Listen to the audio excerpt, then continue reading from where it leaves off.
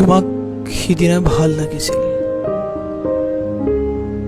সিদিনা তুমি দুচকুত কাজল সানিছিলা। সিদিনা তুমি আবেলিৰ বেলিটোৰ দৰে কপালত ৰঙা ফুট এটা আঁকিছিলা।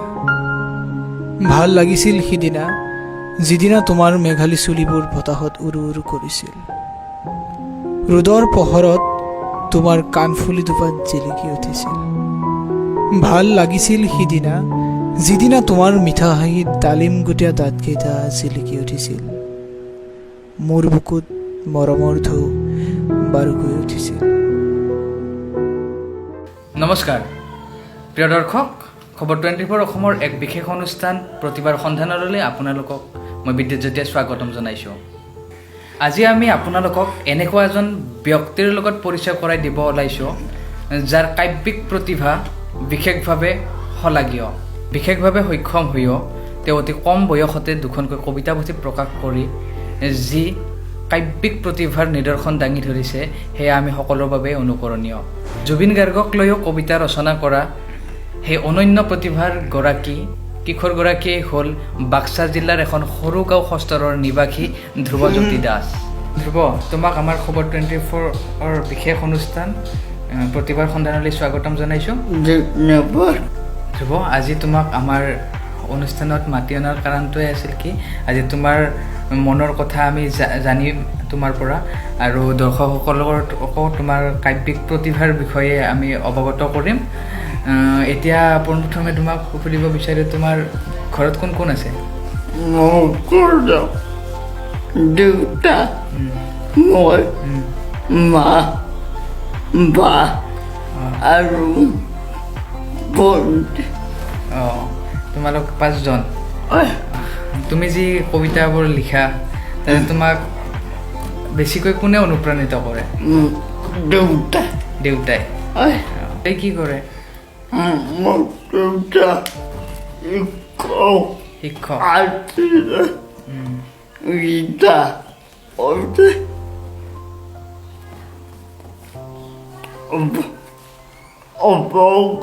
অৱসৰ পাইছে।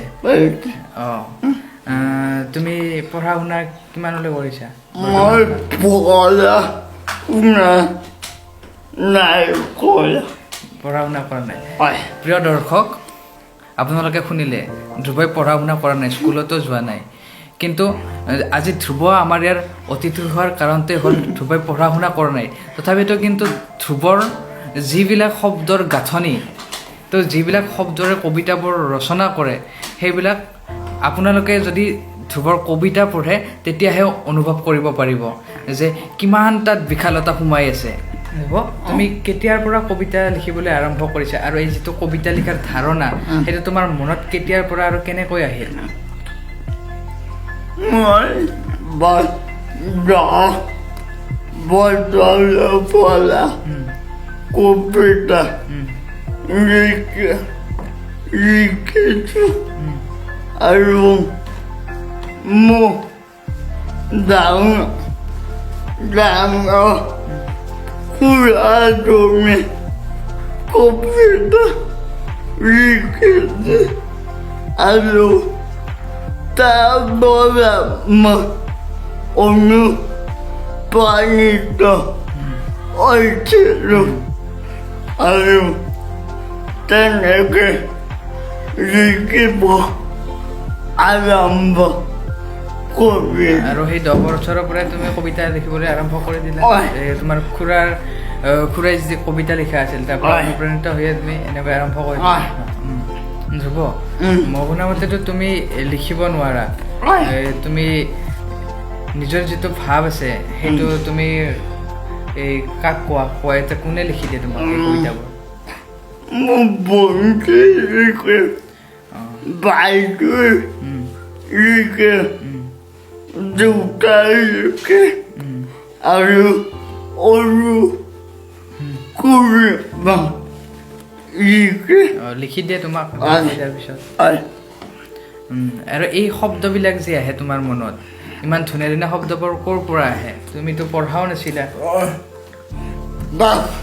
মই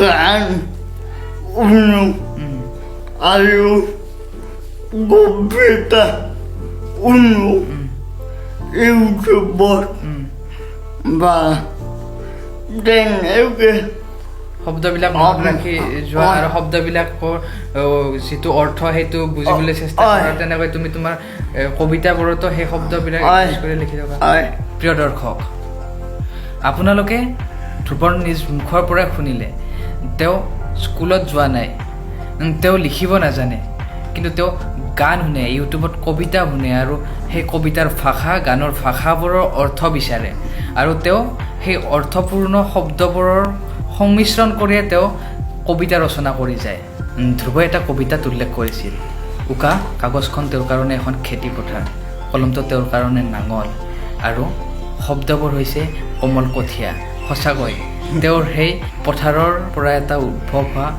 সুমধুৰ ফলেই হৈছে কবিতা আমি জনাত তোমাৰ দুখন কবিতা পুথি প্ৰকাশ পাইছে এই কবিতা পুথি দুখন প্ৰকাশ কৰাত তোমাক কোনে বেছিকৈ অনুপ্ৰাণিত কৰিছিল বা সহায় কৰিছিল মোৰ বন্ধু পৰিয়াল গৰু মানুহ মা দেউতা আৰু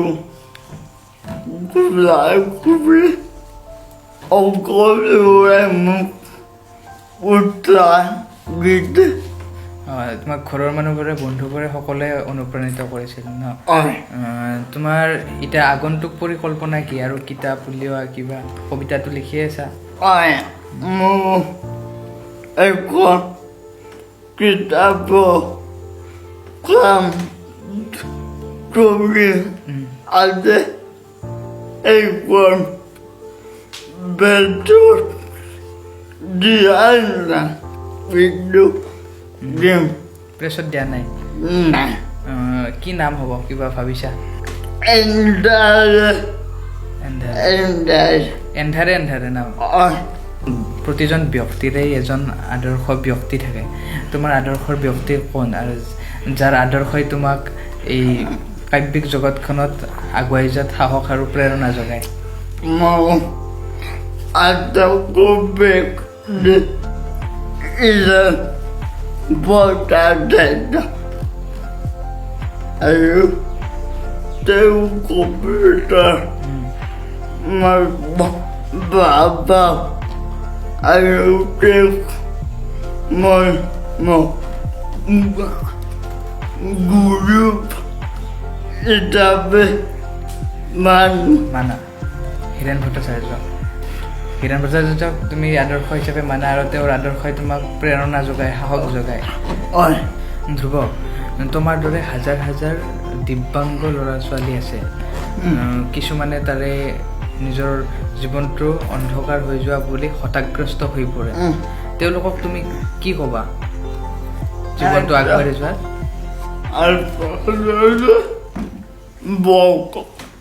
ভগৱানে তাক যেনেকৈ দিছে তেনেকৈ থাকিব লাগে ময়ো কেতিয়াবা দুখ লাগে ময়ো কেতিয়াবা হতাশা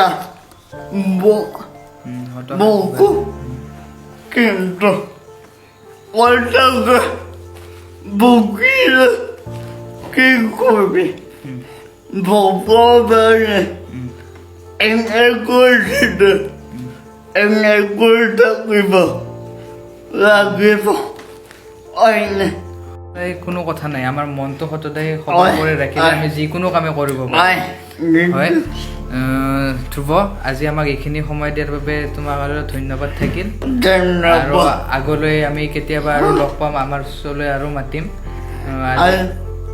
আৰু মই আপোনাক লগতে আপোনাক তেনেদৰে কমল কথা আমাক অসম পাখি ৰঙালী বিহু অকে উপায়িত তোমালৈও থাকিল প্ৰিয় দৰ্শক ধ্ৰুৱজ্যোতি দাসৰ প্ৰথমখন কবিতা পুথি আছিল জীৱনৰ হেঁপাহ আৰু তেওঁৰ দ্বিতীয়খন কবিতা পুথি হৈছে ৰঙা মদাৰৰ উচুপনি। এই দুখন কিতাপ যদি আপোনালোকে বিচাৰে তেতিয়াহ'লে আমি তলত দিয়া নাম্বাৰটোত আপোনালোকে ধ্ৰুৱজ্যোতি দাসৰ লগত যোগাযোগ কৰিব পাৰে।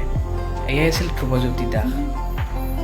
শাৰীৰিক অক্ষমতা থাকিলেও প্ৰবল মানসিক শক্তি, যাৰ বাবে তেওঁ আজি অসাধ্য সাধন কৰি দেখুৱাব পাৰিছে।